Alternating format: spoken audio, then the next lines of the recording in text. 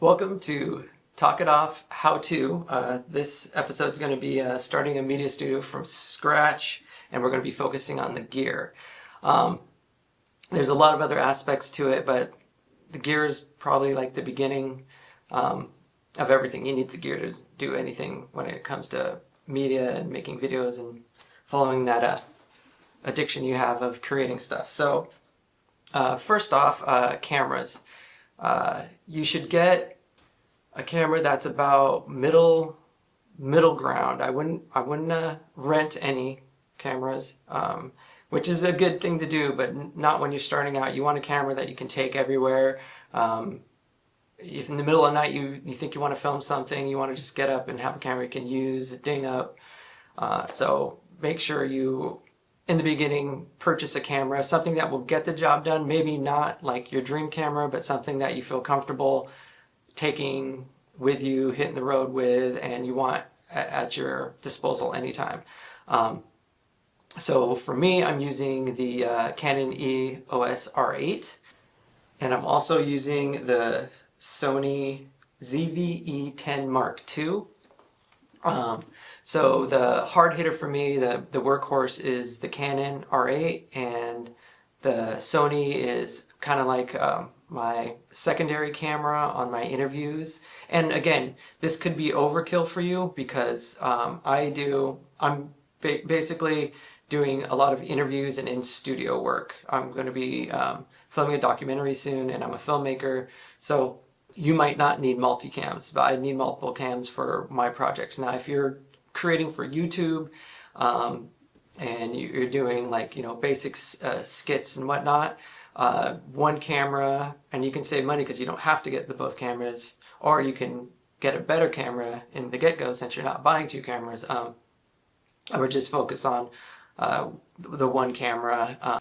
Anyway, so I would say if you're doing it just yourself, or just basic skits, I would get a camera. I would get something in mid-range at your price point. Don't get your dream camera yet. You will get it, but get one that does what your dream camera does, just barely scratches the surface, so you can really just hone your craft, knock things out, get it out there.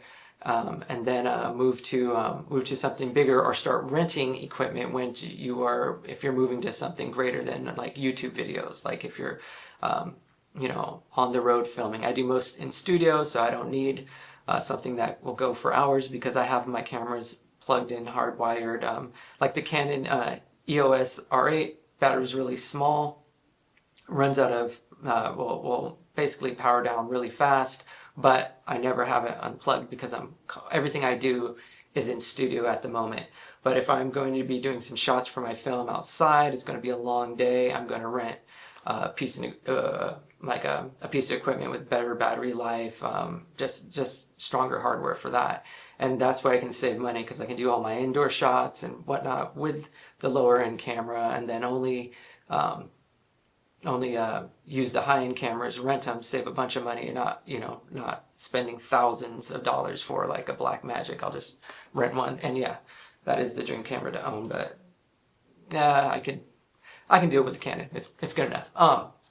And then also I have a MacBook Pro M4 Pro. That's the laptop I use. It's not top end again. But I'm mostly editing interviews and then short horror stories, which you will see on my page. And it's perfect for editing that. I'm not doing any like heavy 3D or massive special effects or anything like that. So I'm able to edit on Final Cut Pro that. And again, with the gear, the reason why I go with Final Cut Pro is because subscriptions will kill you. So, and I'm also renting a studio in Oregon City, a media studio. So the prices do ramp up. So Final Cut Pro, one price, you can use it again and again.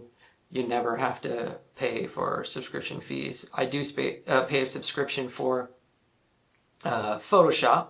It's just something I've used my whole life, and I just don't want to change, and I'm just kind of, so I know Photoshop. And I use Photoshop for the thumbnails that you'll see on the YouTubes, and also for like the art, the AI generated art that I like, the like kind of cartoony pictures that I post through the little horror stories to keep people entertained and to stick with it. And also, the best assets you have are for studio is YouTube. YouTube is amazing because it's a place where you can put your stuff up, especially when you're getting started, and for people to check it out.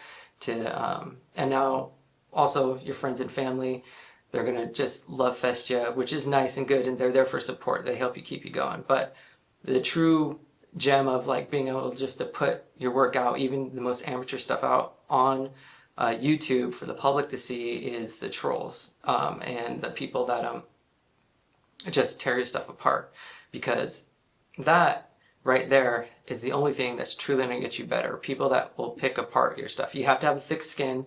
You kind of have to be like emotionally dead inside like me.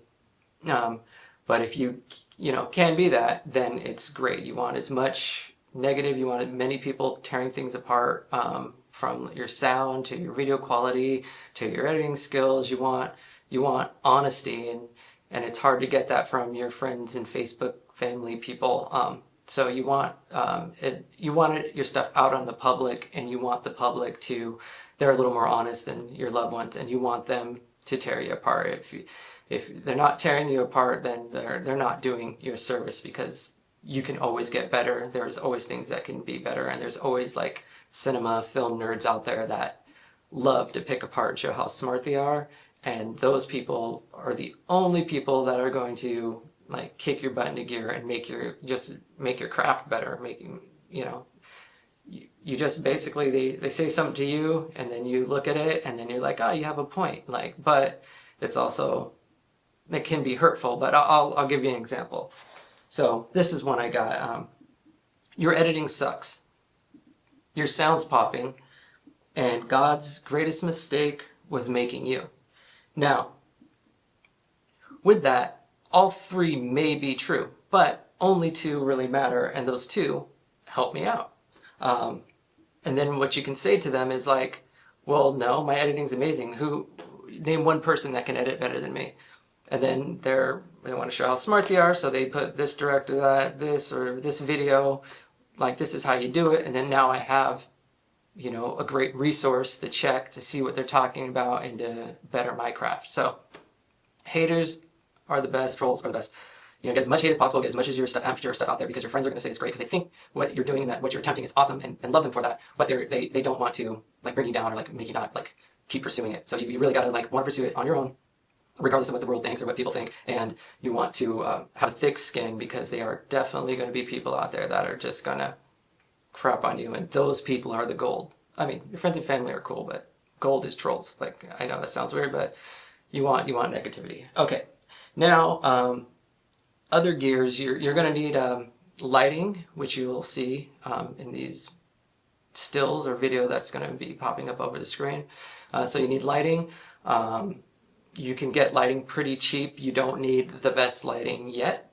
So I would say you could probably get away with like $300 on lighting and when you're getting started, and get some really good quality stuff out of it. Also, you want at least an external mic for your cameras. I run both cameras, and I run both. So this one has a little mic. My Canon that's recording me here. This is my Sony. The Canon that's recording me at the moment has a little bit of a better mic that I have attached to it. And I'd say start there, or like a little microphone like on the desk that can plug into your camera. And then from there, if you need, get a boom mics, and then you can rent that gear for bigger jobs. I would not say buy them straight out, because if you're recording for YouTube on the daily, that's a lot to deal with. And if you're just getting started, obviously, as your budget gets more, let's say you get more views, or YouTube is your thing. So for me, mine's documentary and film. So my YouTube is for your entertainment, but also it's a playground for me to get better, to get criticism, to keep pumping out ideas and stories, and just build on and master my craft. And YouTube is the most valuable thing you'll have. Just trust me. And but if you're YouTube channel becomes the thing, like the goal, you're going to eventually want to have all the high-end equipment all the time.